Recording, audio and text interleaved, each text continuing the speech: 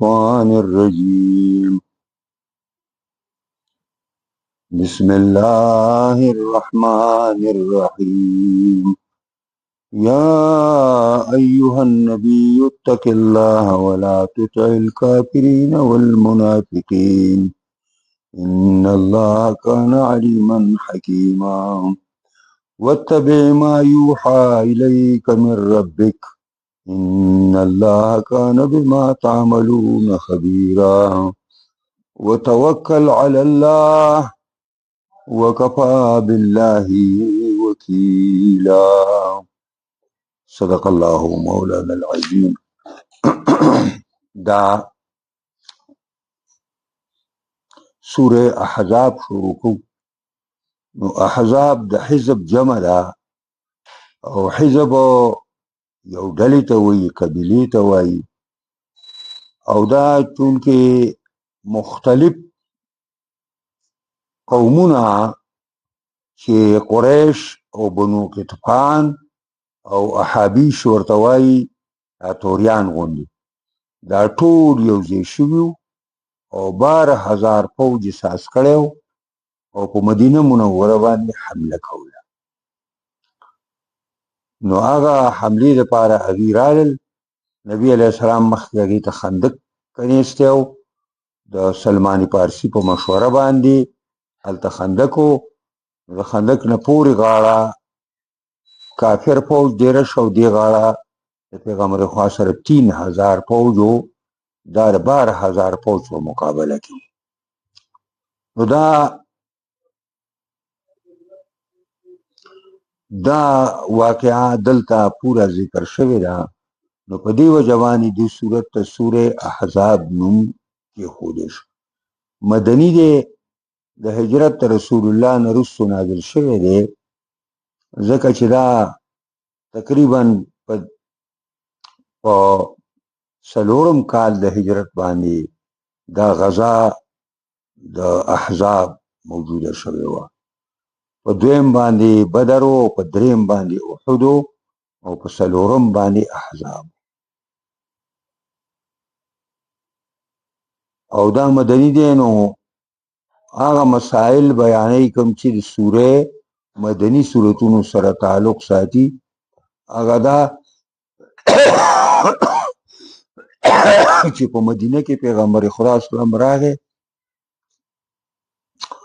او مهاجرین راله او انصاری مدینه ملګري شو، نو یو لویه جته سازه شوه. نبی علیه السلام فوراً د اسلامي نظام اعلان وکړ او اسلامي حکومت قائم کړ. نو د اسلامي حکومت لپاره د اسلامي دفعاتو ضرورت و. اسلامي دفعاتو خولې ماړه وې راوړه، که زه ورته ګورم وګورې. نو د اسلامي دفعاتو ضرورت او د اسلامي مسایلو فیصلو د څونه مدني صورتونه چې دي، دې کې د اسلامي نظام دفعات راغلي دي. دې ته تشریعي امور وایي. دا تشریعي امور په دې کې ذکر شوي دي. یو دا چې د جاهلیت په زمانه کې به سړي خپلې مور ته، خپلې ښځې ته وویل چې انت علیه که ظهر امي، به دا به پرې د ابده پورې حرامه شوه. خوله باندې وویل خپلې ښځې ته چې ته ما باندې په شان د مور زما، نو به دا به ټول عمر دپاره پرې حرامه شوه.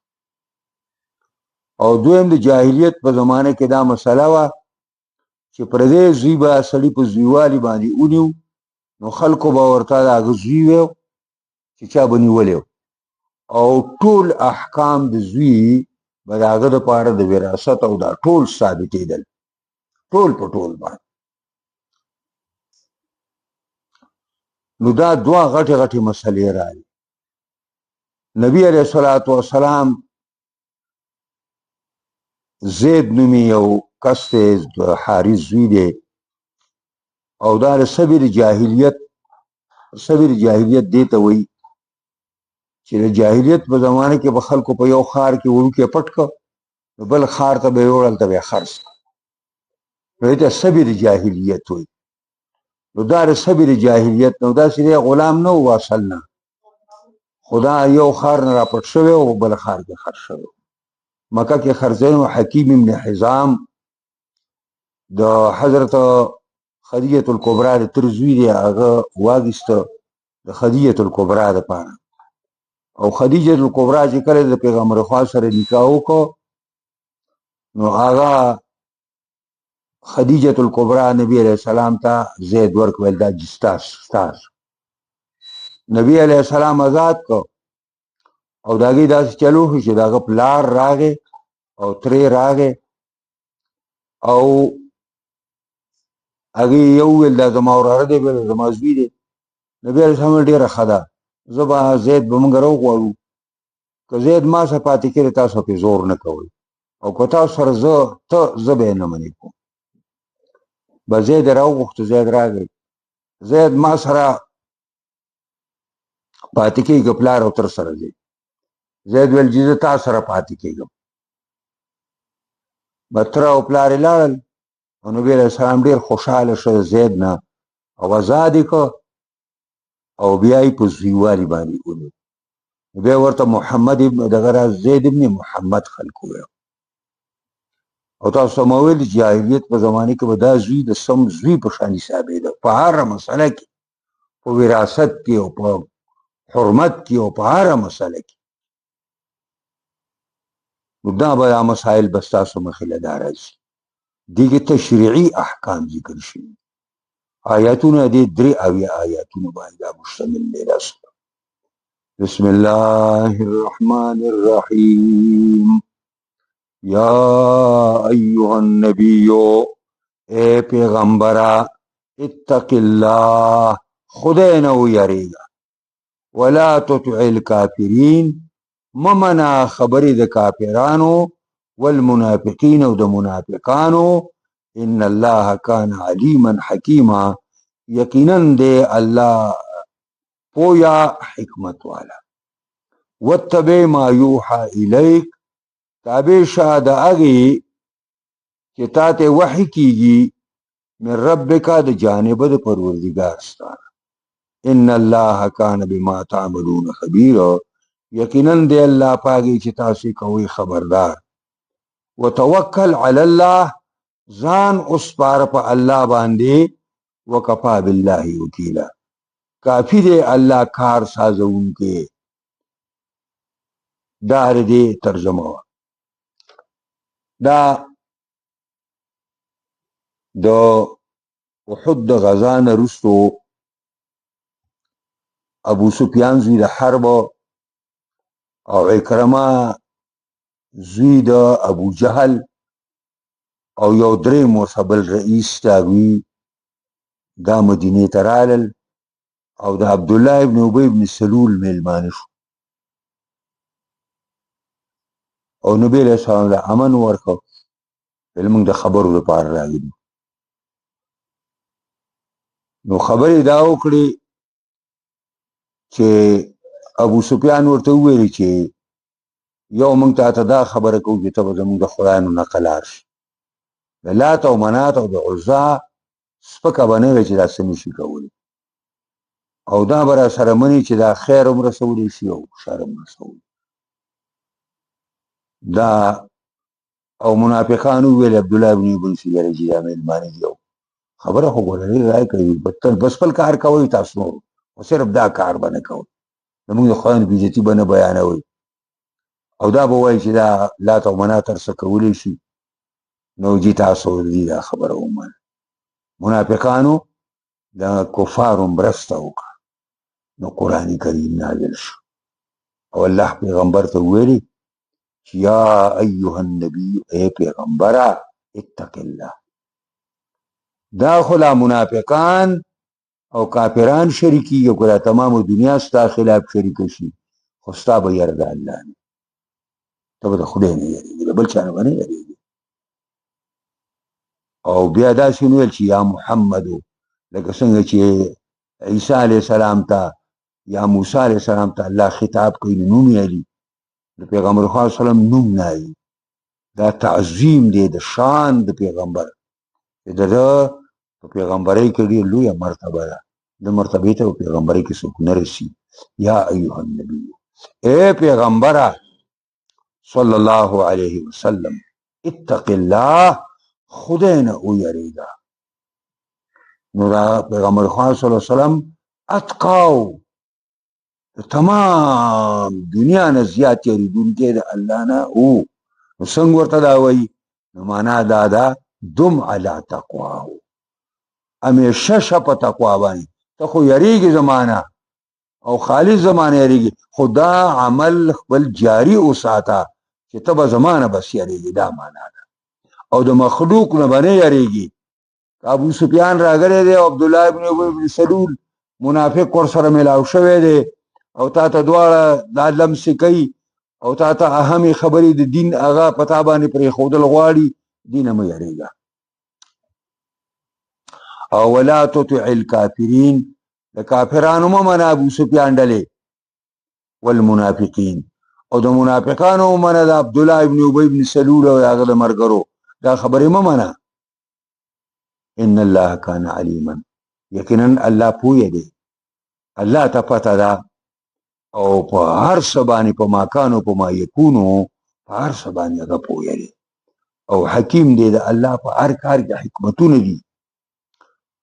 اوس دا د کفارو او د منافقو دا لمس پرېږده په دې پسې به نه ورپسې کېږي د دې په ځای باندې واتبع ما یوحى الیک تابع شه دا کتاب چې تا ته وحی کېږي قرآن راواله او قرآن خپل مشال کا او قرآن خپل قائد کا او دې قرآن باندې روان شه.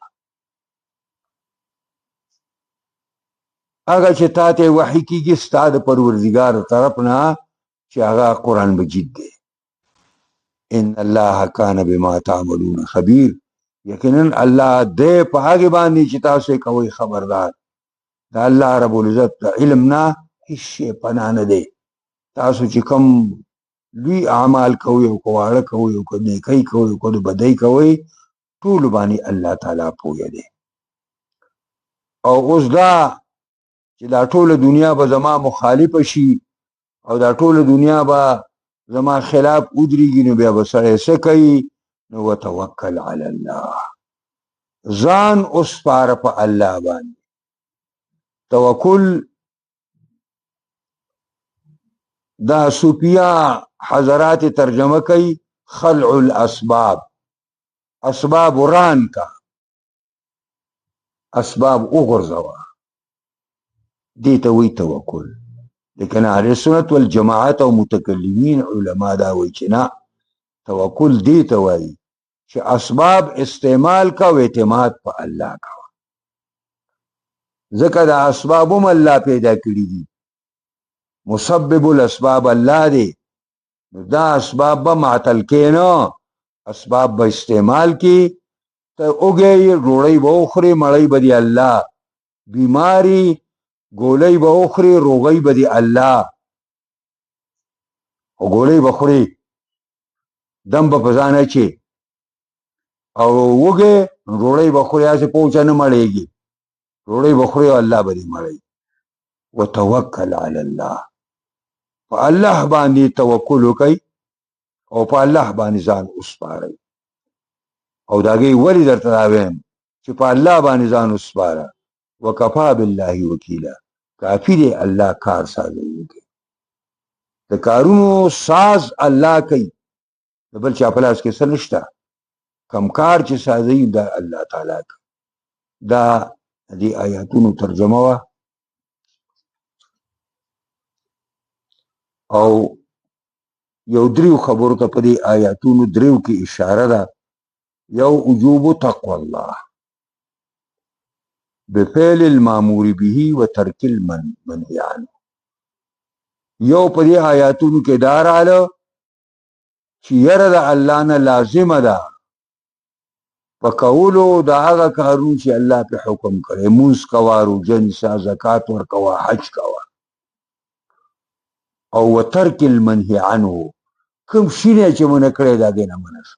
غلا مه کوه زنا مه کوه جواري مه کوه حرام خوري مه کوه دروغ مه وایه الزامات مه لګوه دا ټول منهیات دي.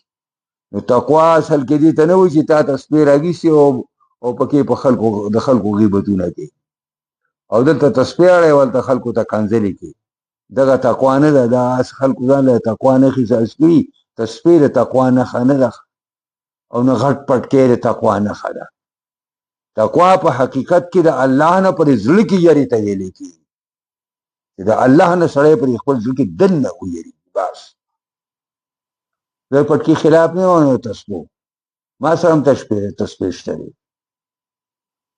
خو د دې نه دا خلکو نښه ساده کړي. د ګوتو کې ویلی چې دغه ورکړي دا چل به کوي. دا زمونږ دا بوتکیان غوندې دغه دي، دا اوس نوي مفتیان چې ساز شوي دي او مولیان، دا یې ګوتو کې دا تسبیح نرۍ غوندې تسبیح ورکړي دا چل کوي داسې. او شیخانو خو له ځان نه لرې نیولي او داسې دا چل کوي. دا تقوا نه ده. نور لوی لیوی. نو ځکه دویمه خبره حرمت طاعت الکافرین والمنافقین. په دې آیاتونو کې دا مسله رااله چې د کافر او د منافق منل دا حرام کار دی. د ټرمپ خبرې منل دا فعل حرام دی. د مودي خبرې دا منل دا فعل حرام دی. نن پر حرمت کې څوک دي؟ زمونږ لیډران اسلامي ملکونو سربراهان هغه په دې مصیبت کې اخته دي، الله تباه کړي دي. فيما يقترحون او يهددون من اجله. پای کې چې وی ځان سازول کوي لکه لات او منات خلاف وګوري غلطي خبرې جی نه کوي او دا به نه وایي چې دا څه نشي کولی او يهددون کني ګوري مونږ بیا چې کوم دی راس اقدام کوو او مونږ به دا چل کوو. او اخري خبره وجوب اتباع الكتاب والسنه. د الله رب العزت د کتاب او د پیغمبر د سنت اتباع لازمه ده. او التوکل علی الله، او په الله باندې توکل لازم دی. او المزي فی ذلک په دې کې داسې چلیدل بلا خوف ولا وجل، بغیر د سیارینه هیڅ چا نه بنې یریږي. چا زړه کې چې د الله یره کیني د مخلوق بنې یریږي. الله رب العزت موږ او تاسو قرآن عظیم الشان کتاب پوهې کی او دې سره سره دی الله موږ په دې باندې کامل مکمل عمل کولو توفیق راکړي. قرآنی نظام د شریعت نظام الله تمام جهان کې خاص کر پاکستان کې راولي. له څوک کار کوي کامیابی کې، څوک مخالفت کوي هدایت ورته وکړي، کبد قسمت ای تباہی کی. الله زموږ ټول ناراضي شي، مشکلات دنیا او د آخرت هم حل کړي، ګناهونه معاف کړي، خاتمه بالایمان.